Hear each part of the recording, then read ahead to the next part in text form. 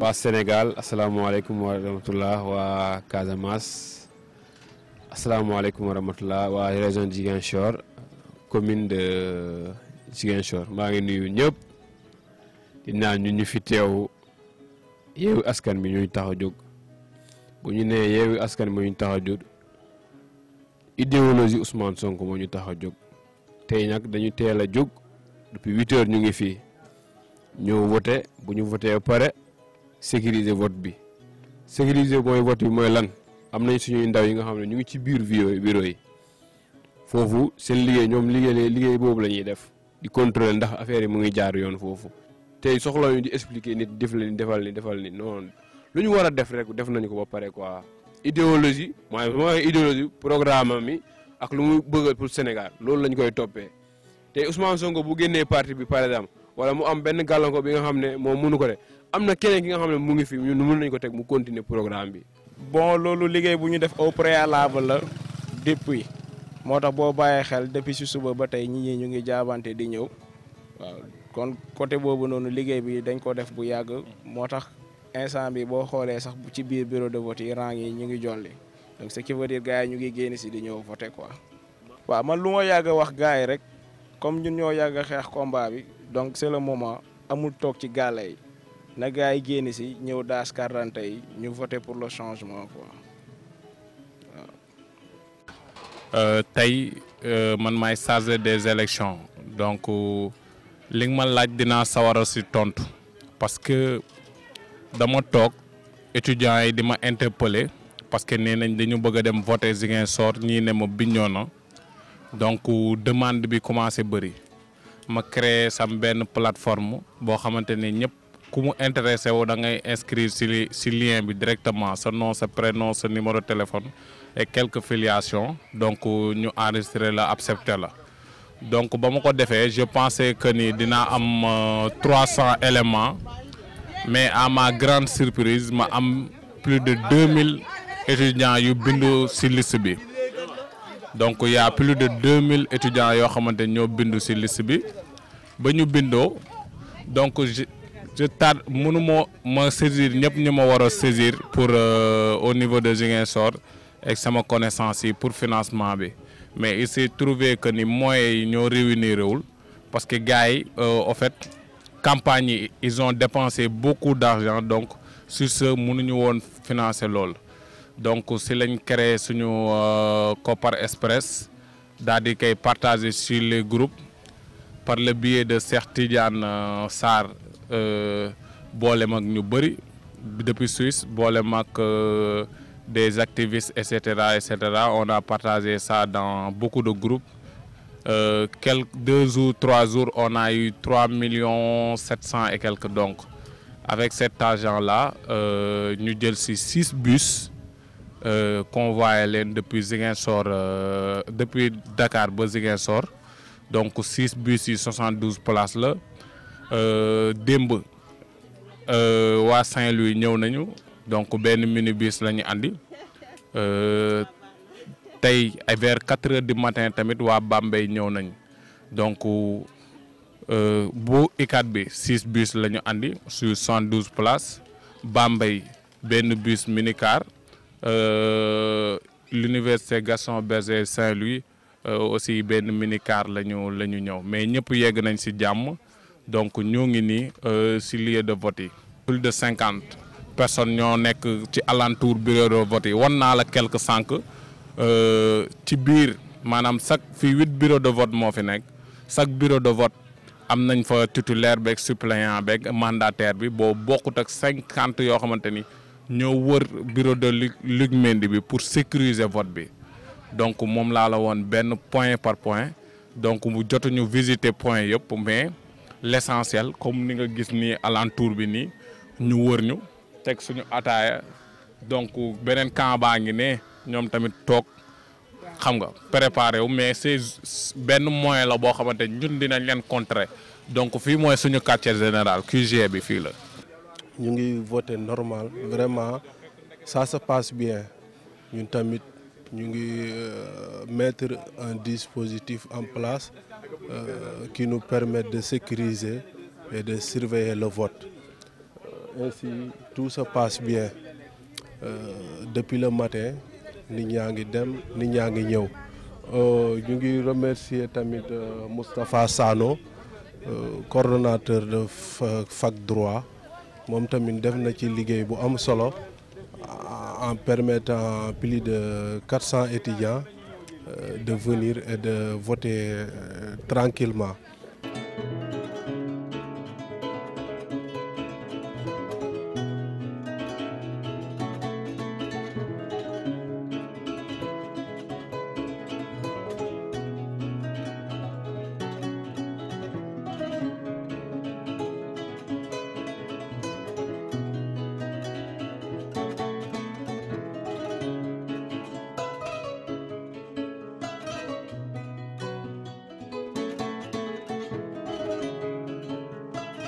di leen masawu coono ci élection yu metti yuñ jóge mais dugg nañ ci bisimilah rahmaani rahim terminé nañ ci alhamdulilah rabbil alamin maa ngi tudd Moustapha Sano doon coordonnateur PASTEF à la faculté des sciences juridiques et politiques en même temps responsable politique ici à Ziguinchor plus précisément Kandé. ñu pertoon espoir ñëpp ñoo ngi commencé am espoir. président Ousmane Sonko gagné démb fii Ziguinchor gën na yokk espoir boobu noonu parce que ab projet de société la ñu yor ñun ñëpp gëm projet de société boobu projet de société boobu mooy am suñu souveraineté territoriale am suñu souveraineté économique kon loolu dañ ci war a taxaw pour sénégalais yëpp gën gis ci seeni bopp. boo gisee des pays comme le Mali des pays comme Guinée-Conakry des pays comme Burkina bi door a am coup d'état bi et tout donc ça montre que ni les Africains dañu bëgg changement donc changement boobu nag la ñu war a anticiper de manière démocratique def ko expérimenter ko suñu dëkk bu mu doon changement comme Mali bu mu doon changement comme Guinée-Conakry bu mu doon changement comme Burkina donc dafay doon changement démocratique boobu noonu éveil des mentalités Ousmane Sonko mu ngi ñu koy proposé moo tax ñu wuyu ko si di ko si jàppale pour doomu dëkk bi gis seen bopp ci dëkk bi. en fait bilan bu ñuy tiré ci élection bi bilan bu am solo la parce que comme ni ngeen ko xamee dañu créer suñu benn plateforme. boo xamante caravane Bignona ak Ziguinchor ñu yaakaar ni ay 200 éléments à 300 éléments ñoo ci présenté wu à notre grande surprise 2000 et quelques personnes inscrites ci ba 2000 et quelques personnes yooyu inscrites ci metti woon na pour ñu trouver financement donc si lañ créé Kopar Express gannaaw yàlla ak Cheikh Tidiane Sarr bi nekk Nosatel boole ñoog ay activistes yu bëri ñu daal di waa diaspora bi daal di ci cotiser ba ñu motal 3 700 000 et quelques donc grâce à ces 3 700 000 et quelques moo ñu permettre tey jii nii ñu am 6 bus yu ñu déployé ICAT ba fii 6 bus de 72 places gannaaw loolu aussi. déployé nañ benn minibus bu jugee université Gaston Berger bu Saint-Louis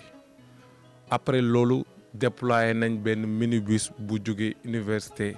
Bambey rallier Ziguinchor donc loolu yëpp dafa am solo non seulement ñoom mënuñu voter mais dimbali nañ des milliers de jeunes ñu ñëw dans le sud.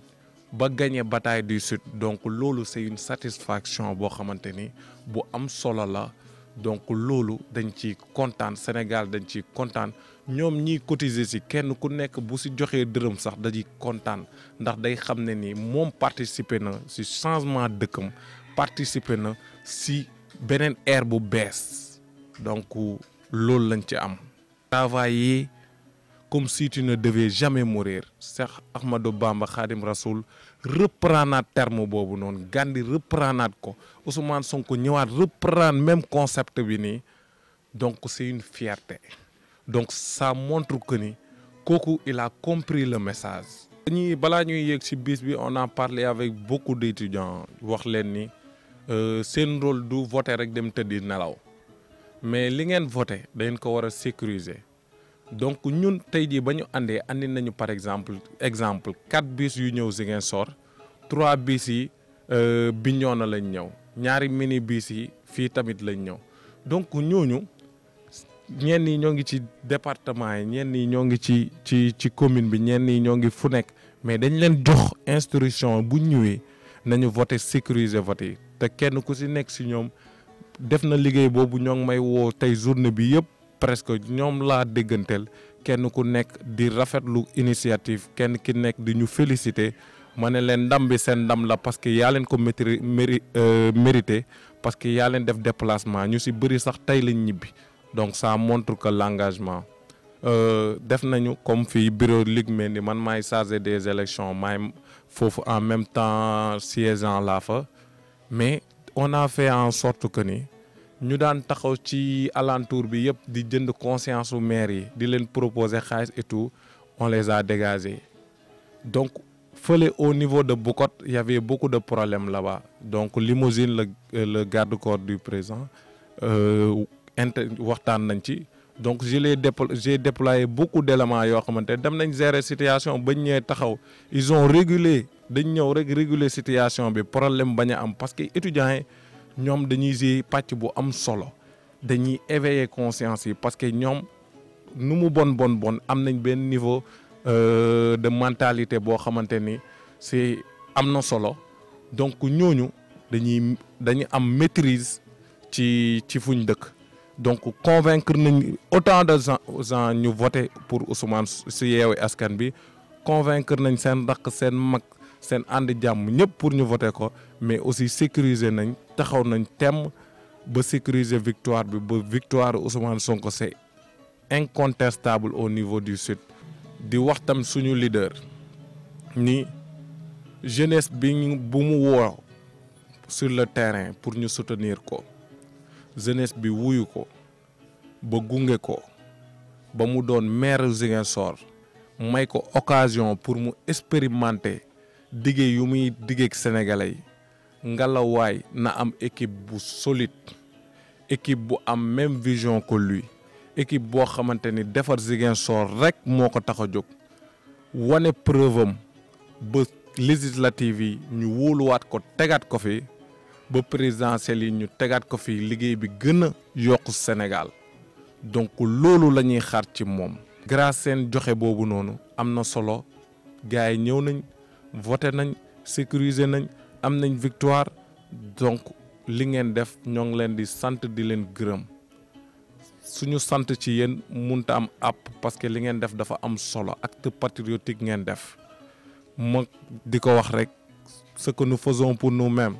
disparaît avec nous mais ce que nous faisons pour les autres et le monde est immortel et demeure donc loolu ñoo ngi leen ci sant di leen gërëm ndax li ngeen def dina ça va rester dans les annales di ngeen xam ne yéen vous bokk ngeen ci luy doxal seeni réew. centre Ligue Mendy bii nga xam ne ni ñoo ko yoroon chargé les élections gagné nañ bureau de vote yëpp 8 bureaux de vote ñoo fa nekkoon donc on a gagné tous les bureaux de vote. Bataille de Ziguinchor c'était une bataille imperdable te jeunes étudiants ICAD yi amené par le jeune Moustapha Sanou joué nañ ci rôle boo xam ne nii rôle bu amul sikki sàkka la parce que Ziguinchor c'était pas facile même si on sait que ni c'est quand même le bastion officieux d'Ousmane Sonko mais ça reste à être confirmé te par rapport ak tension yi fi doon am yëpp avant que les élections n'arrivent il fallait vraiment que on s'engage qu'on trouve des stratégies yoo xam ne nii dana am ay jeunes yoo xam ne ay jeunes yu am taxawaay lañ yoo xam ne ñoom ñooy nekk ci bureau de vote yi pour sécuriser lépp lu fi nar a am comme sorte de diversion rek ñu daal di koy éliminer dès le départ foyer yi fi commencé woon a am ça a été éteint à l'œuf tout de suite par la présence de ces jeunes là jeunes yooyu nag xam nga Ousmane Sonko day wax toujours